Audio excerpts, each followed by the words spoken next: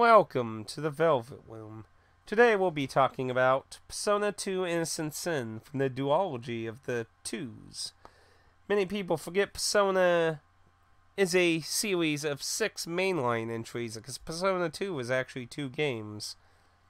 And, well, we never got the original Persona 2 Innocent Sin for the PS1, but we did get on the PSP. So let's talk about it. So, for those who don't know, Persona 2, both Innocent Sin and Eternal Punishment, revolve around rumors that are coming true. This system is a really odd system, and they work a little differently in the two different games, because they took the opportunity in Innocent Sin, from Innocent Sin to Eternal Punishment, to kind of take criticism from the first one, and maybe adjusted some in the second one. But obviously we'll talk about that more in tune when we go to Eternal Punishment. So you play as a snag tag of teens who get waffled into the Joker rumor that's taking people's ideals and consuming them into soulless husks of shadows.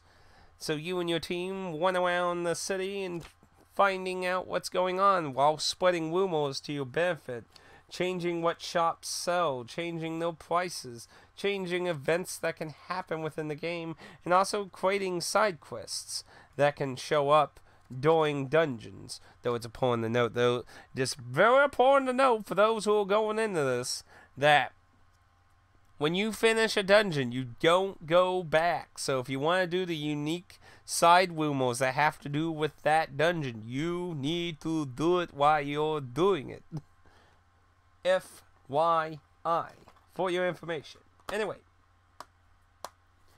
so some big differences between the PSP version's easier. It felt so much easier. It does give you a difficulty option between easy, normal, and hard, and I played on normal. I can't find any statistical information on hard mode, so I don't know whether hard mode is more akin to the original PS1 version's difficulty, or if it's just its own made-up difficulty that's just harder than normal and may not be comparable to the PS1 version. But I would have to say, if you're an experienced JRPG player or Persona player, I would say consider play hard, because normal until like the very end, there were like 2 fights that were even remotely like challenging, and that was about it. It was a very huge cakewalk, especially from like the beginning to the midpoint of the game. It was just a cakewalk when it came to its difficulty. It was a real shame because the story is a really good story to experience. But luckily, unlike the Persona 1 on the PSP, this didn't suffer many similar problems outside of that. Much of the original music's here. As far as I could tell, 1 track is not in the PSP version. There are a few additional new tracks of victory music that didn't exist. A new title music, which I don't know if there is title music in the OC version. I haven't seen the OC title screen. There's a new opening anime scene that has new music. On top of that, you can still play the original anime scene, opening scene. So you still get a lot of the original content, so the tone hasn't been wrecked, and the localization is still very good, which is interesting to look at when you go and play Eternal Punishment, since we only have the we only have the PS1 version of Eternal Punishment. We didn't, ironically, get the PSP version of it. And I think, considering the two completely different, the length of time between the 2 localizations of Innocent Sin and Eternal Punishment, and then, of course, comparing them to the original localization of Persona 1, it's amazingly great work in detail of the settings and everything, and they kept in mind things that they did with Eternal Punishment when doing Innocent Sin here. Eternal Punishment was pretty faithful. The only things they really kept for the original Eternal Punishment localization was some names of characters that appeared in the original localization of Persona 1.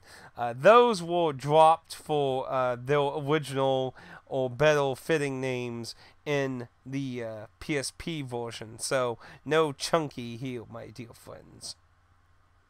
No chunky heel. So, battle system is probably the thing that's one of the biggest things you could note differently with the menu system. In the original PS1 version, it was just a gray, like the complete opposite of Persona 5. It was just a plain gray, tell you the information, but it worked. It worked very well. But the combat, on top of its style being upgraded to a red tone and more stylized, not quite Persona 5 stylized, but more stylized, obviously, if you compare them to the PS1 version. But the combat menus will completely change. So, in the PS1 versions, if you play Eternal Punishment, you can see exactly the big differences between how the combat menus are. Essentially, in the PS1, they created this whole different battle system where you would essentially give everyone their commands, and then combat would just keep going and going and going until someone lost. And unless you interrupted it to change, like, say, someone's command or something, it would just keep going. Playing like it's an auto, because it essentially was. It was basically just an auto system. They changed it to look more like a turn-based system in the PSP version, but it technically still looks the same as the PS1 versions. And this is both a wee bit good and a lot of bad. Why it's bad is, well, in the PS1 version, say you wanted to change one character's attack, and then, just continue attacking, you have to go through everyone's commands over and over again if you just want to change one or two people's turns. This makes the automated system very annoying. And you can turn automation on once you choose everyone's attacks. And there is a button to change everyone to melee. The shitty thing about that button that changes everyone to melee, though, it doesn't resemble the previous moves. What they should have did is they just made that let you do melee and keep in memory the previous moves they had so you can go back to them. Because once you get certain fusion spells and things, you can really automate certain fights unless you get into like an enemy that resists or absorbs the particular thing you're doing and that. And then you'll have to change though. It basically, it's more annoying in the PSP version to change people's commands with how it's designed. Now, what I do think was done better in the PSP version was setting up fusions. So, in combat, you could change the turn order of your characters, and that was necessary because when you do a fusion spell, you have to do the abilities in the exact order. So, say it's like water, fire, and earth. You have to do them in that exact order, thus moving those characters. And in the PS1 versions, you had to manually move them and go through the commands, and it's much more annoying. In the PSP version, you can just go up to it. If your characters have the personas necessary to do it, select it. The game will just automatically sort them in the correct order they need to be in. Boom, you can just go with it, making it a vastly better system in that. Everything else is just about the same. You can contact, wheel and deal with the demons for cards, and we'll get into fusions here in a bit. Analyze, change your turn order, and of course, one away. Overall, the combat menu in the PSP version feels way more sluggish than the PS1 version. As I said, it looks stylish, it looks better in a stylistic sense, but style is not important if the functionality is hindered, and I feel like this is definitely a case of style over substance. The functionality of the original battle system is much better in the PS1 game, so Now there is like you do have an option to load installed data onto a card in your PSP if you have space for it. I do not have a big card for that, so I did not get to experience if that really helps a lot. But overall, combat menus just feel sluggish, and of course you do have slight load time between going combat and places and that because it being on the PSP. It is a wee bit longer, but those weren't as bothersome. Honestly, it was just more bothersome of just needing to change people's commands. Because I know it sounds like a slight nitpick, but when you do it for hundreds of battles, you want to just change one character's command, it starts getting a lot more annoying. And the thing that probably makes it more annoying, too, is the fact that combat is pretty pathetically easy, like I said. It is much more easier in this game. It is much more easier. So that makes the random encounter weight, which is really high, also really annoying. Having a high encounter weight is usually, to me, something that needs to be in a challenging game. And when the game's not challenging, you feel like you're wasting your... Just like the PSP version of Persona 1, I commonly ran into personas that I couldn't get cards from because I was considered too low level, even though I was considering where I was way too fucking easy. And that is just a shame. So, with it being so much easier, still with a high encounter weight, the game just feels very bothersome with combat, in my opinion. And that's a shame. Because again, very good story. So, we did bring up cards, so let's go to the card deal. So Persona 1, while having a lot of interesting ideas and hidden mechanics that you had to find and experiment with yourself, some of those were unveiled, giving you like a compatibility icon to know if characters are compatible with a Persona without having to try them out and equip them and figure out whether they're good or not. Now, the card system in this game was changed. In Persona 1, every single Persona had its own unique card, and you had to get that specific card if you wanted to do Soul Fusions. You still get cards, but instead you get tarot cards based on a different kind, like Magician, Empress, Emperor, Chariot.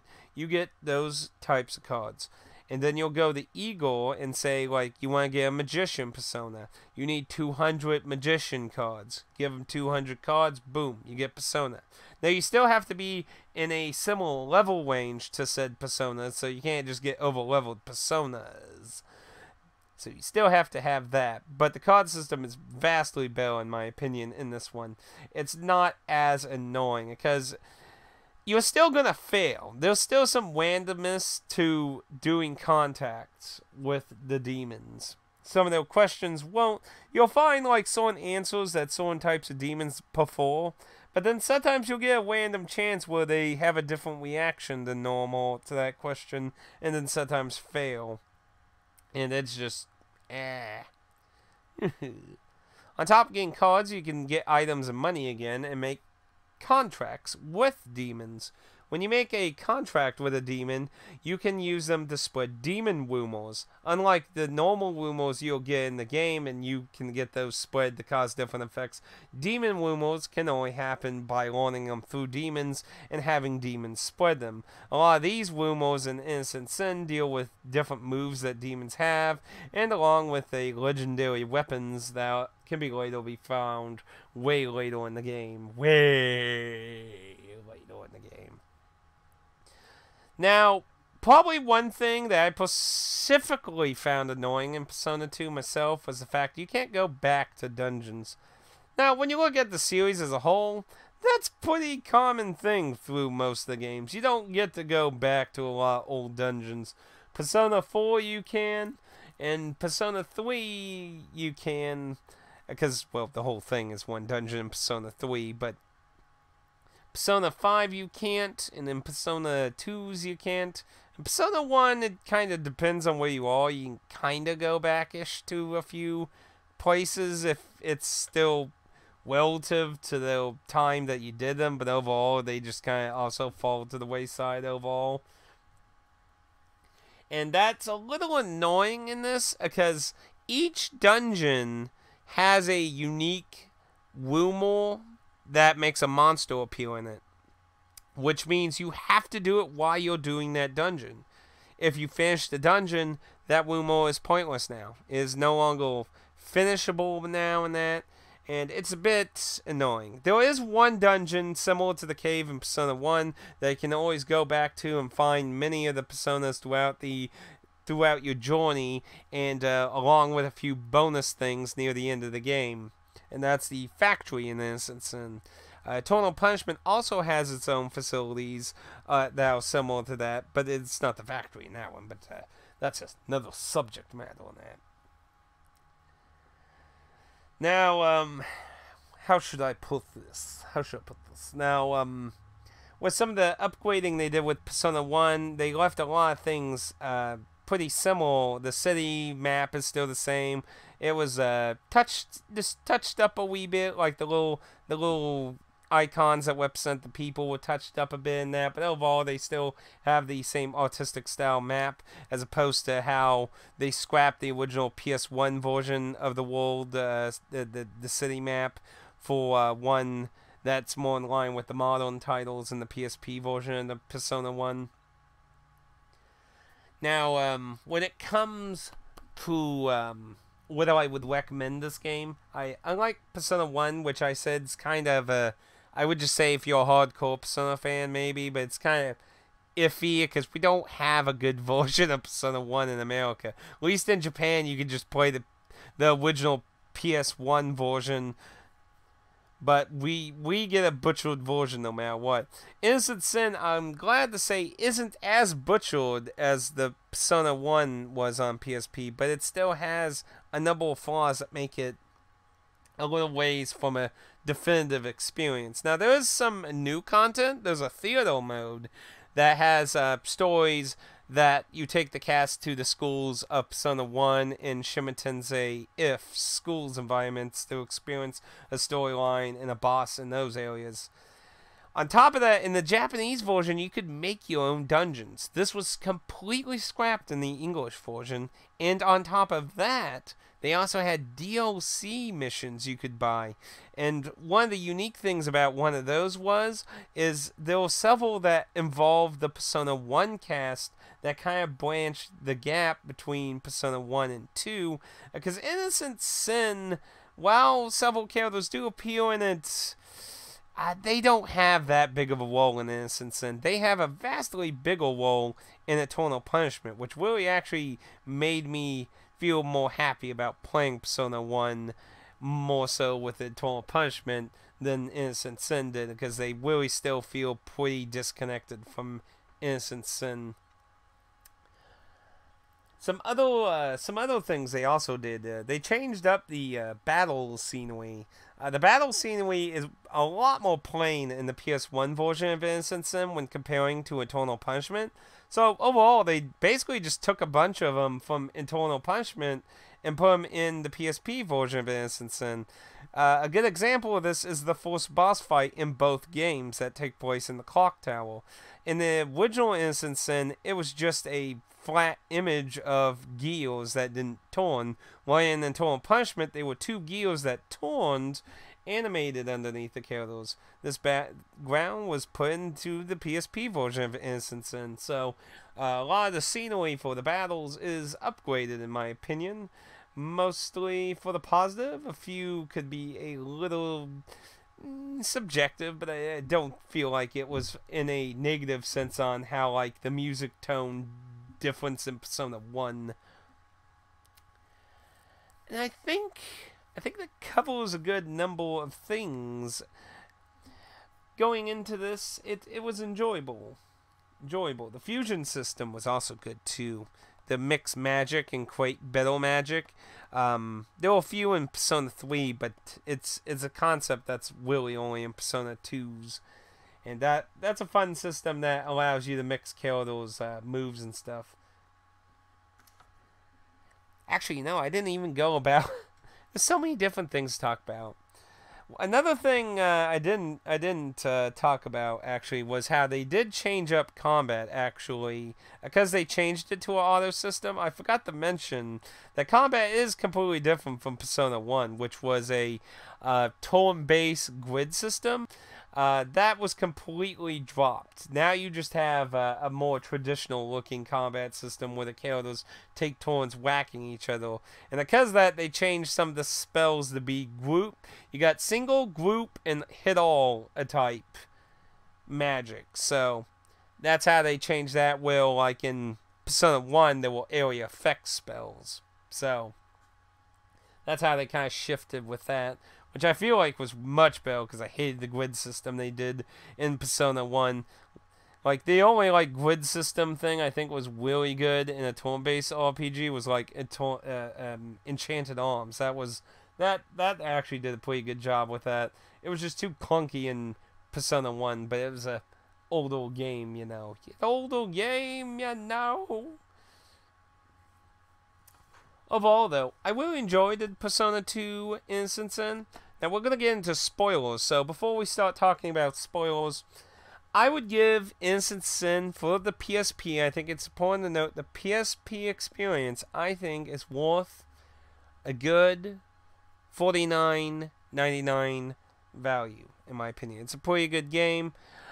It still has a number of flaws similar to Persona 1, but not as many. That will very tonal shift. Now, the bad news is if you want a physical copy of the English version, you're going to pay a lot of money. Like, the cheapest it goes for, and it's only occasionally, is like $80. You're looking at averagely like $100. So, that's going to be a very personal choice on you, or just hope in hell you find someone selling it for a cheaper price. But you can get the game on PSN for the PSP and Vita digitally for $19.99, which is an option. Or you could also look into the Japanese versions that sell between $20 to $40 for PS1 and PSP versions, respectively. So you could definitely get those cheaper, but of course, you know, if you don't understand Japanese or that, you know, that's kind of subjective in your particular view, though, you know. Overall, I definitely would recommend modern fans of Persona that check out Innocent Sin. Unlike Persona 1, which I felt was a much more iffier thing to tell like Persona 5 people to go experience, Innocent Sin, I think, is, even though that normal difficulty is dumbed down, like I said, if you're really experienced, you might want to consider just doing hard and see what it's like, because I really found normal very, very easy. But I think it's definitely an experience you should still check out. Now, on to the spoilers. Dum, dum, dum. So, here we go. So, the storyline, what I think about, I think the story was really, really interesting, especially how it goes into eternal punishment. Now, you know, having two games, that continuation right after each other, like Octolab 1 2 were originally supposed to be one game that got split in half and that, like, you might think that's the case, but it's a much bigger case of why the two are separate games. But we'll get there. So, you know, the characters basically find out this crazy maniac cult wants to cause the end of the world so they can become enlightened, like, perfect human beings of infinite knowledge and shit. Which is just insane. But they slowly keep creating these rumors that keep slowly causing this prophecy to become more and more true as they use the citizens of the city the cast live in to fulfill this. It gets to the point where literally Adolf Hitler, who was censored in the Japanese... wait a minute. Retake. It got to the point where literally Adolf Hitler, who was censored worldwide in the PSP version, and that was actually more on the Japanese side, I'll talk about that in a sec, came into existence to invade Japan. Like, that's how crazy these rumors end up getting in the story. Now, the thing with Hitler, he's referred to as the Fuhrer in the PSP version. He has sunglasses on. Now, it's pretty easy to tell he's Hitler, but I mean, if for those who are kind of curious, why in the world would they censor Hitler in the Japanese version? Because they probably wouldn't care in the American version at this point in time. But why was he censored in the Japanese version? So the Zero Waiting Board, which didn't exist until like mid PS2 era, the Zero Waiting Board has a really retarded and confusing rule that I don't quite understand. Because I mean, as far as I understand, Dynasty Warriors technically breaking it then, but apparently you can't depict real people in a fictional way. So basically, if it's not historically accurate, you can't depict a real person.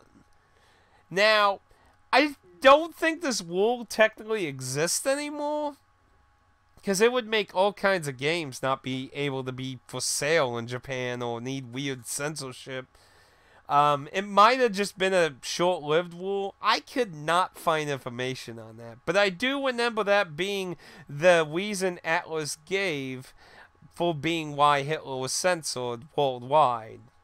Because the Zero Board made it. Now, like I said, I would be very interested if anyone in Asian culture or who lives in Japan or anyone who knows, because I literally tried to look up this thing, and all I can find is this rule existed, and it's why it was censored in Innocent Sin. Outside of that, nothing else. I mean, like, they'll fictional World War II take, like, there's that, game Atlas published on the 360 where Adolf Hitler has an army of vampires and shit. Like, it's like, how's that game exist? It has Adolf Hitler in it.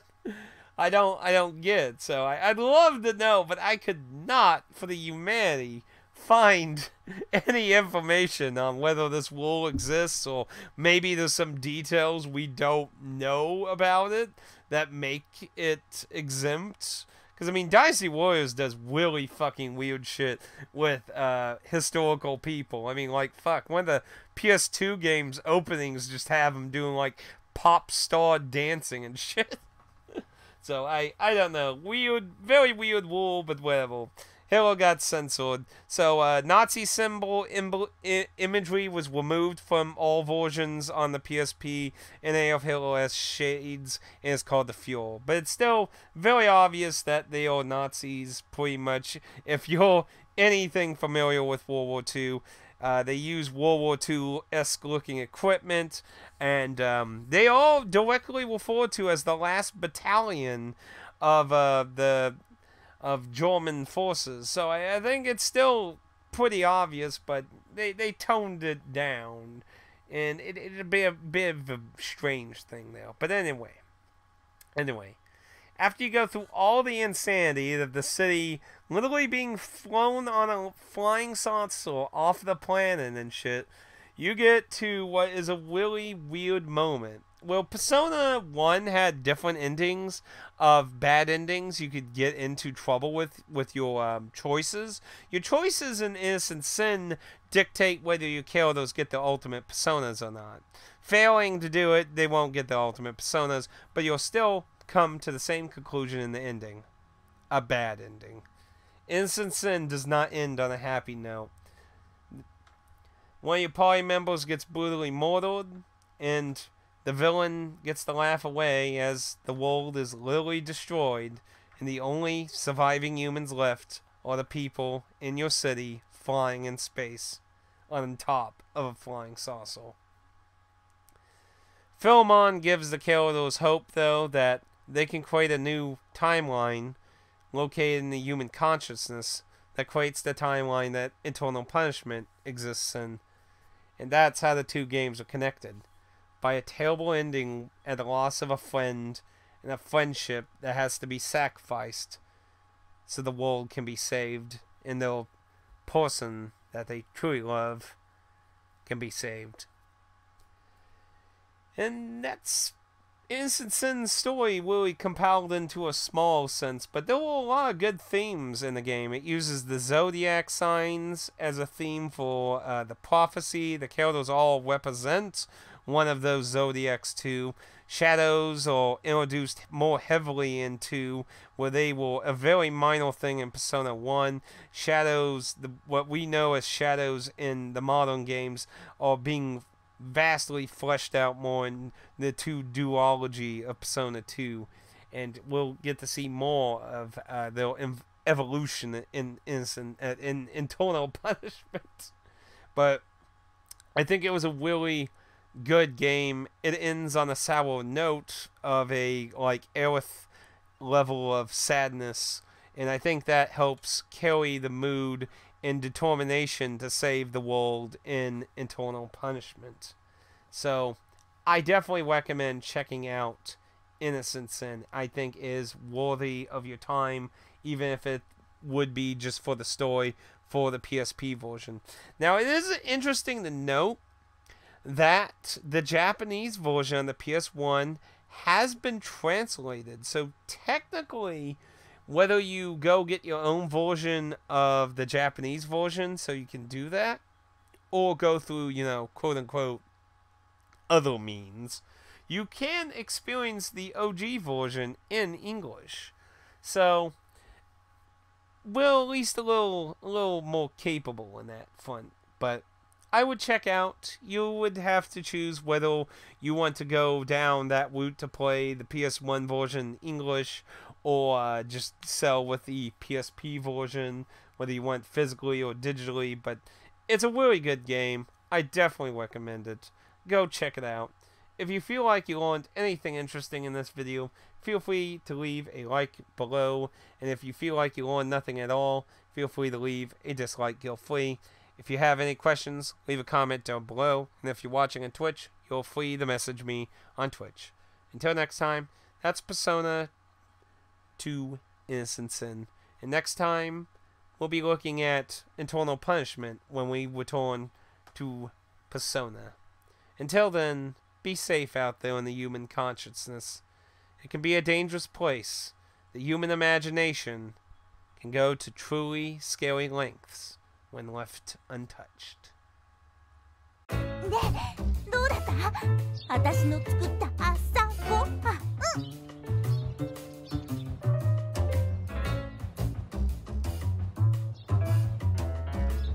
感想だよ。感想。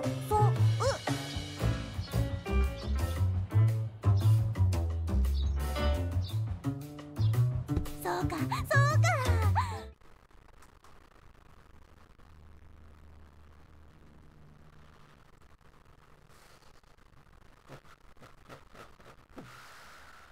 Slowly, one awakens to their true self. One slowly awakening to who they are. Thou shalt see who is true or not. I am a shadow. The true self.